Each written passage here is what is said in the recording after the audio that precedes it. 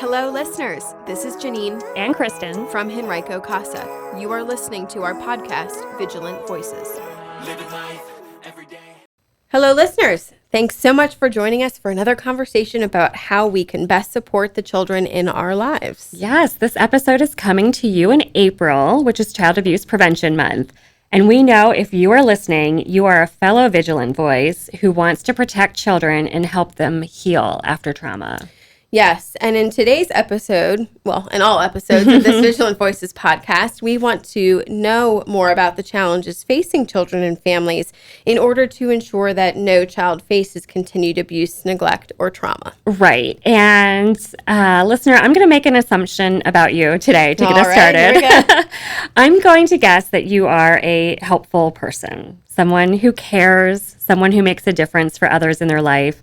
Someone who might especially benefit from today's conversation about secondary trauma. Yes. And, when we come together for these discussions about childhood trauma, we are most often talking about children and families who need a lot of support. Mm-hmm. But you, listener, and me and Kristen and all caregivers or those in, different types of caring professionals, right? Right. I mean, that's like advocates and social workers, teachers, volunteers, coaches, parents, right? All of them. They can also be affected too, which is what you sort of alluded to, Kristen. Right. Secondary trauma happens when someone experiences some sort of emotional distress from hearing about or witnessing another person's traumatic experience. Mm-hmm. So it's not the trauma happening directly to you, but your body and your brain still respond kind of as if it had happened to you. Right. And, you may not have an immediate reaction, let's say, to a child who's experienced trauma, but it can actually show up more slowly over time. You're hearing difficult stories, you're reading case files, you're witnessing court proceedings. I mean, this is a lot of what our advocates and staff see. Yeah, and you're kind of being exposed to all of that through a lens of caring deeply. Absolutely. And that caring, that what we call empathy, is exactly what makes our advocates and other caring or helpful adults be so effective at this work. Yeah. But it can also make all of us vulnerable to absorbing the emotional weight of our efforts too. Right. And as you know, listener, this is kind of about when we usually share a case story before diving deep into the topic at hand for today's episode. But today's topic is about you. Mm-hmm. So we're not going to do that today. That's right. We talked about this. And so today we're going to focus, as Kristen said, on you, talking about secondary trauma and making sure you have the care and support you need in order to continue giving and caring and supporting, which we know you do at the highest level, to the children in your life. Right. And so let's kind of, Janine, start out by pointing out that it's not always easy to recognize secondary trauma, right? It doesn't always look like dramatic. Right. I feel like it's something that can kind of seep into our hearts and minds. Yeah, and it shows up in some subtle ways. Yeah. So maybe, you're just constantly thinking about a child in your life, or for our advocates, a case constantly, even when you should take a break or be sort of off the clock, quote unquote. Maybe a certain story or something that has happened to a child in your life just really sticks with you more than usual. Yeah. Or, maybe you start to notice like your own emotional changes. You might be feeling more overwhelmed than usual, more irritable than usual, or just kind of emotionally drained. Right. And that then can also have some physical signs too. So trouble sleeping, or just really tired or fatigued. Maybe some difficulty concentrating and getting really distracted. And, I think, unfortunately, what can happen too is that people just start to feel hopeless or can become a little cynical, you know? Yeah, we've definitely seen that and felt that. And listener, if any of this sounds familiar, it's important to remember that feeling the effects of secondary trauma doesn't mean, you're weak or you're not up to the challenge of being a caregiver of some kind. No, it means that you're human. Right.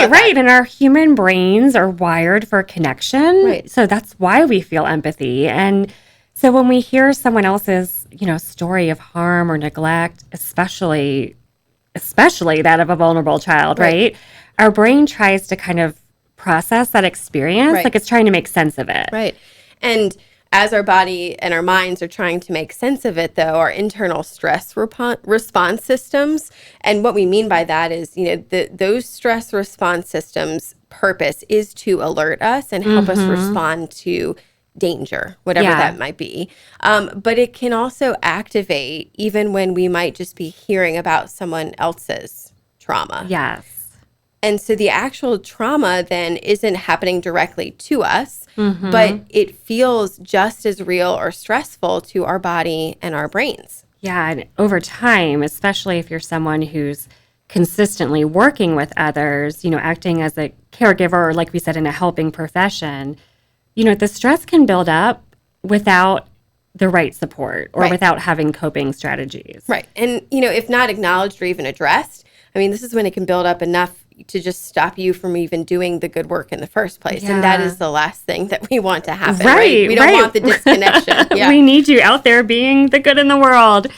So we all need to kind of check ourselves, right? Like, let's pause and find ways to navigate secondary trauma while also continuing to be a helper in the world. Right. And, one of the best ways to address it is through connection. Talk to people who understand or are in this world or space in some capacity.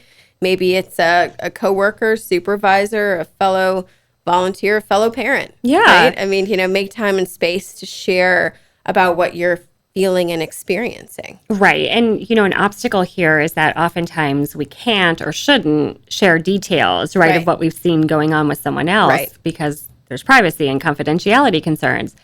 But at the same time, you're not meant to carry these stories alone. Right. And so I think finding a way to talk is so important, even if you're leaving out those details or just sort of talking more generally, expressing what you are feeling is really important so it doesn't bottle up because that's when things can just even get more complicated. Yeah, for sure. And, in addition to connecting, which is what we're talking about, I'd say it's also important to set boundaries, right? And that might mean creating clear mental or physical transitions between work and the rest of your life. Like maybe you take a walk after you go to court, or you journal, or you pause for a few minutes of deep breathing before you shift into the personal part of your day. Right. And, I think truly if the cause of the secondary trauma is then at home with you, this can be more difficult, but still try to find something, right? Yeah. Stepping outside for a moment, splashing water on your face, going to the gym, something to cause a break, and focusing then that moment on you and yourself and your senses, right? Yeah. And self-care is vital, right, to managing secondary trauma for the long term. But not just the buzzword version of self-care. Right. We're talking about things that actually restore you. So truly good sleep, movement, connection with friends, doing things that bring you joy. Right. And, the other thing to remember is that this is very personal, right? So what is self-care for one person may not be for another person. That's so true. So if journaling doesn't work for you, then don't keep forcing yourself. That's going to cause you probably to be more stressed because you don't understand why it's not working when a friend or colleague says it's the best thing that's happened to them. Yeah. Right? So it's really finding a self-care activity that is effective for you, how you're wired, how your brain works, and what actually relieves some stress. Yeah. And here's one more thought, and this could very well be the most important, but gosh, show yourself self-compassion. And that is hard for helpers to do sometimes, but our advocates definitely need to hear this, right? Yeah, anyone out there who's trying to make a difference needs to hear it, right? Because we can put so much pressure on ourselves. Yeah, and hold ourselves to very high standards. Yeah, and working with children who have experienced trauma is hard. It's taxing, but please remind yourself that you are doing your best. Right, and I think the other thing to remember along these lines is caring for yourself is not separate from caring for the children that you care about. That's so true. It's actually part of the job, right? When you and our CASA advocates are supported and emotionally healthy, you're better able to show up consistently for the children who do need you. Exactly. And so if we're talking specifically, let's say, for our advocates who, are listening maybe today, I would say healthy advocates results in stronger advocacy. Yeah, right? That's so true. So true.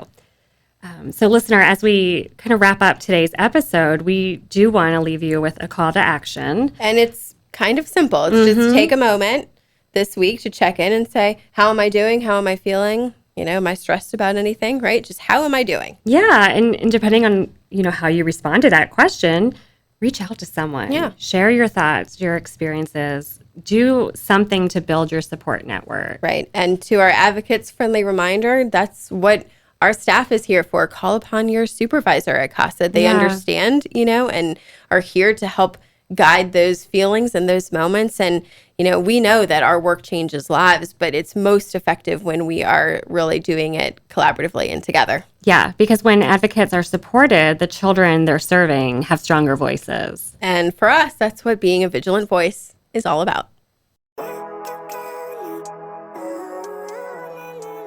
Thank you for listening to Vigilant Voices, Henrico Casa's podcast. We have a vision for all children to live in safe, healthy homes. You can help us make that happen. Tell a friend about our podcast and find us on social media. I believe in the better days.